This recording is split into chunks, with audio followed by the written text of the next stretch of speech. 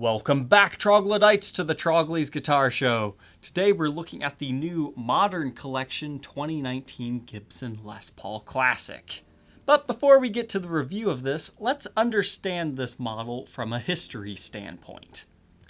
The Les Paul Classic was first introduced in 1989. Many sources will tell you 1990, but yes, you can find some 89s out there. Many people don't know this, but the Les Paul Classic was supposed to be one of the highest ranking Les Pauls in terms of which is the best. When the Classic was first introduced, it was such a big game-changing thing. That's why in my top 5 Henry J era models video that I ranked the Les Paul Classic as number 1. It changed Gibson. It brought them out of bad times in the 80s and put them back on track. And that's why I'm kind of excited for this whole 2019, new ownership of Gibson, all these things coming out, and I want to review as many as I can because it's kind of like 1989 again. Gibson is getting back on track, and I'm very interested to see with what they might do in the coming years. So from there, the Les Paul Classic has been changed a million times, from being just like a proper reissue to becoming what it is known as today. It's just a good Les Paul. It's got some fancy attributes to it, moderately priced, and a good deal on the used market.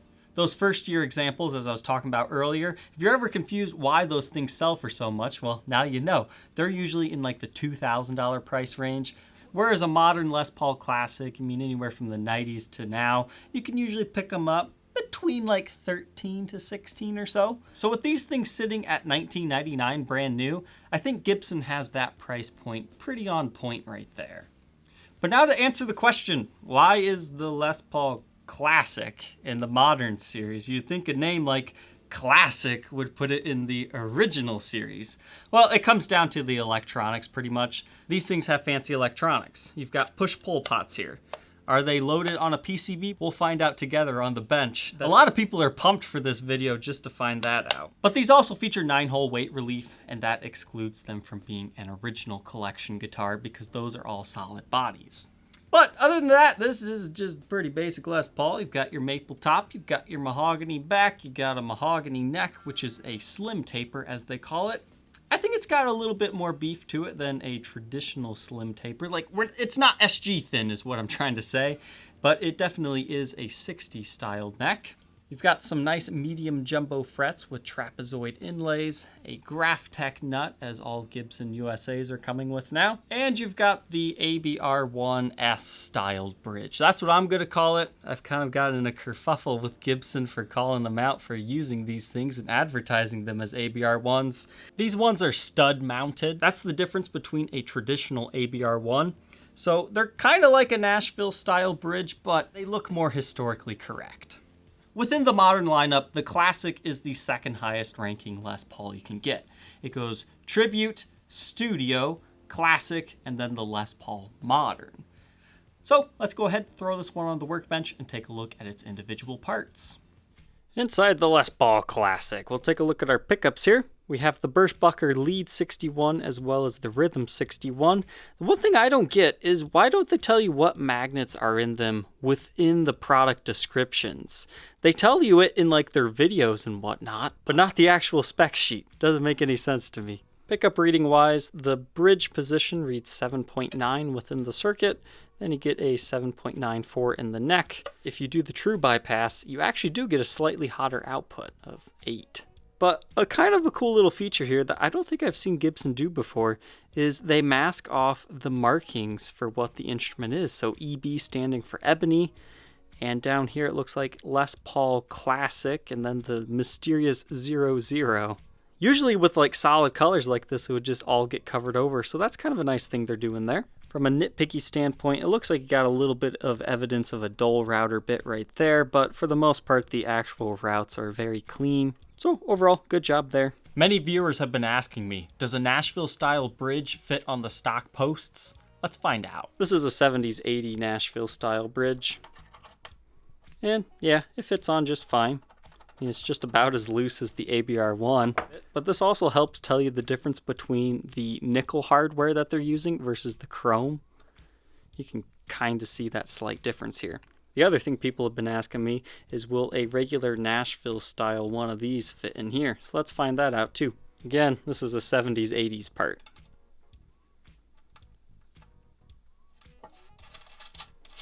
Yes, they do. So they really are just kind of putting an ABR1 on Nashville style stuff. So I like the new hardware, it's just not quite what I was expecting from NAMM. The back of the bridge reads Gibson ABR1. The tailpiece is also lightweight, so kind of similar to the Les Paul Standard, and you see the advanced plating branding on it. With the pickguard off, I am sad to announce that yes, this one also has the ding from the pickguard.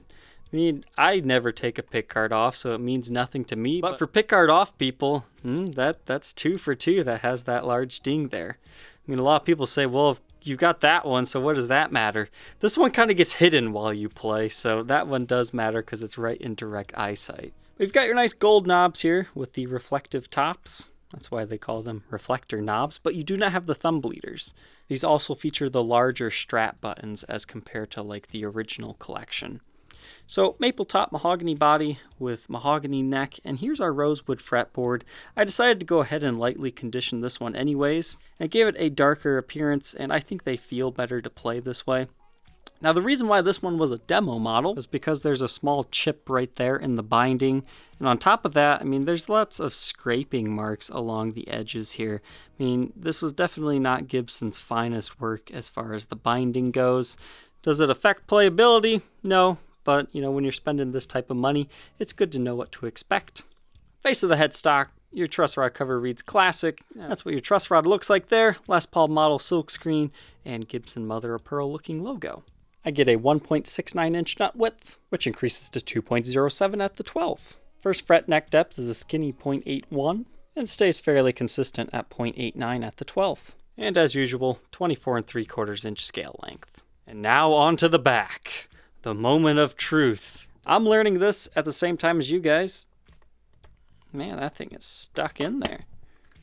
Usually this little suction cup pulley brings it right out.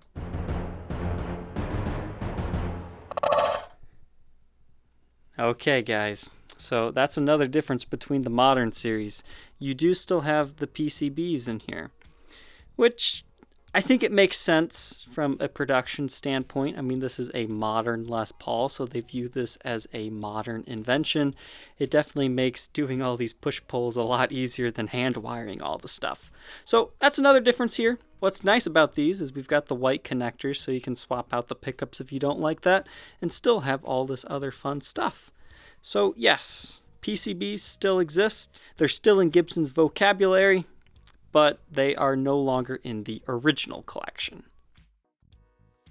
Other than that, the black Les Paul Classic, it just gets a black back here. You get the black neck, not my favorite combination. I would rather have a different color if I was going to purchase one of these for myself, but you do have regular Grover tuners on here. I think it would have been a nice touch if these could have also got locking ones, but no real complaints here.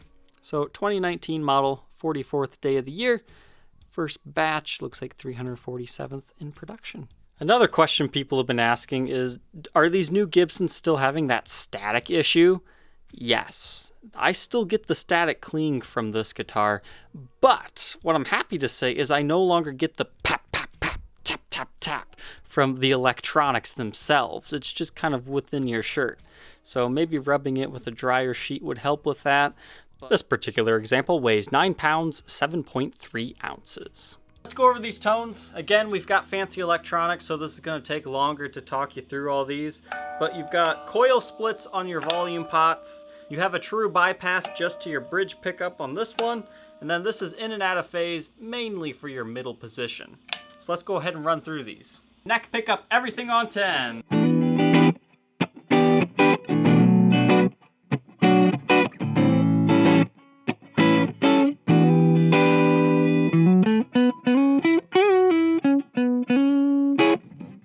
Now we'll coil split that.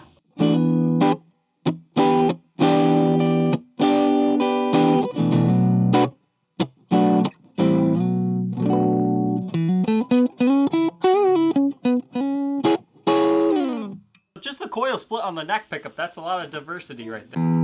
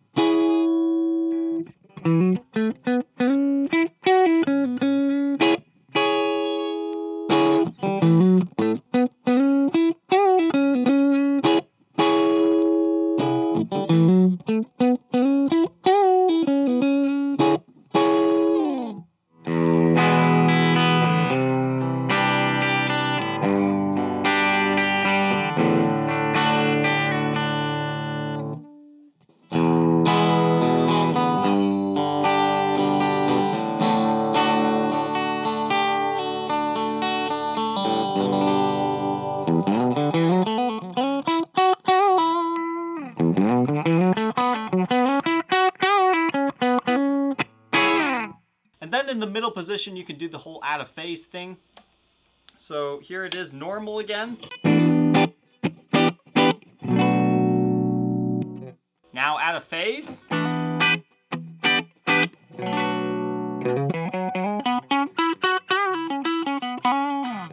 You can hear it kind of gets anemic sounding. It's a very vintage-esque tone. It's not for every occasion, but it's nice to have occasionally. But on top of that, then you can kind of mix it with all the splits.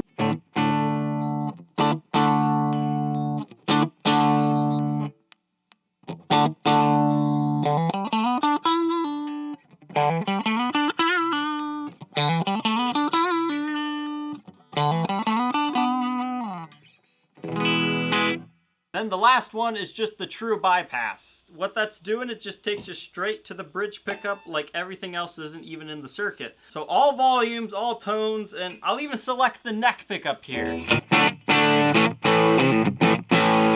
It's still just the bridge pickup. Best way to illustrate that for you, I'll tap the bridge pickup with something metal. Tap the neck.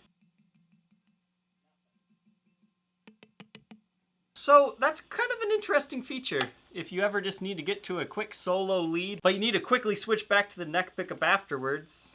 That can come in handy, but I bet you're wondering, is there a difference between cutting everything out of the circuit and your regular bridge pickup? So let's go ahead and compare that for a second here. So this is your normal, just bridge pickup.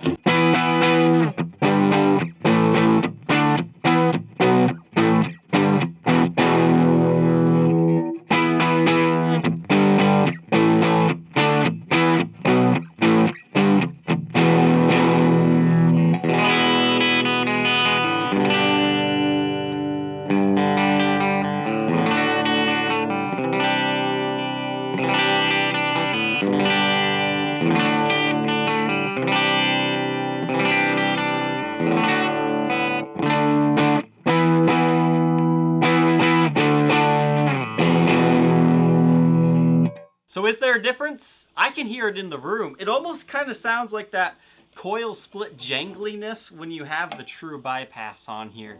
It kind of gives you a little bit more attack in my opinion, so it's kind of interesting for the solo application. So let's go ahead and run it through some distorted tones now.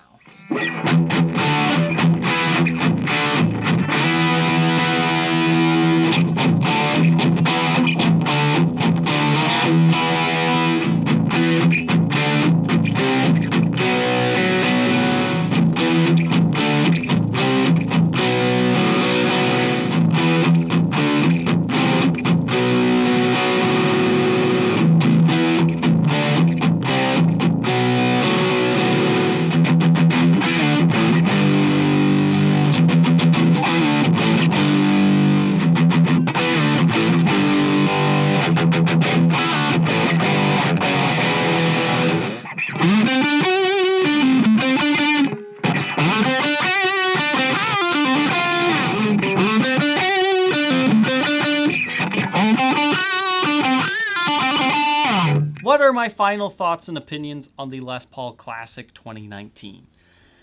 It's just a good basic Les Paul. If you don't necessarily want all the modern features that the Les Paul Modern has, but you still want a great guitar that's versatile with all the fancy electronics, you like that kind of stuff, these things are great. I think they're priced right at $19.99, so I definitely would suggest checking one of these out. If you decide to purchase one of these, you get a hard shell case. It's the tan exterior Gibson branded case. You've got 2, 3, 4, and a 5th back latch. Now, the only thing I've been noticing on all these cases, which I just think looks a little bit ugly, is right here. It's like where this material ends, there's always like this little split here. It just always catches my eye like a defect. It'd be nice if they could find a way to blend that in to make it not look like that. But the interior, it's red, and you get all of this case candy, including a Gibson strap, your silica packet, warranty card, inspected by checklist, baby photo. These do get the multi-tool, the owner's manual, and the black polish cloth, as well as a little Gibson baggie to hold all that in. I'm actually going to keep this black polishing cloth because I want to run some tests on it, because I've heard some rumors about these things that I want to see if they are true. But you have double neck rest, a good heel support. Everything's looking good on this case. If you think you might be interested in being the next owner of this Gibson Les Paul Classic now that my review is done, you can find the link in the description to the Reverb for Sale page. Thank you, Troglodytes, for watching. Don't forget to like, comment, and subscribe, and we will see you tomorrow on the next episode. Take care.